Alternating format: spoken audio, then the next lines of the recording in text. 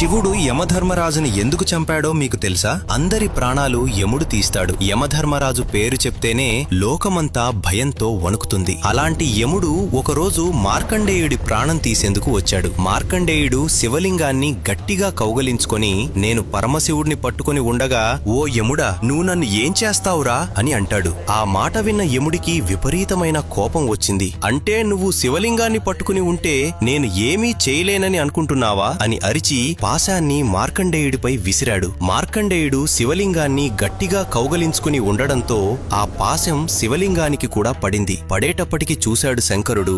వెంటనే శివుడు ప్రళయకాల రుద్రుడిలా బయటకు వచ్చి, నన్ను నమ్ముకొని నన్ను పట్టుకొని నేను ఉండగా నీవు ఏమీ చేయలేవు అని అంటూ ఉండగా పాశం వేస్తావా? అంతే. తన ఎడమకాలు ఎత్తి తన్నాడు యమధర్మరాజు యొక్క వక్షస్థలం మీద.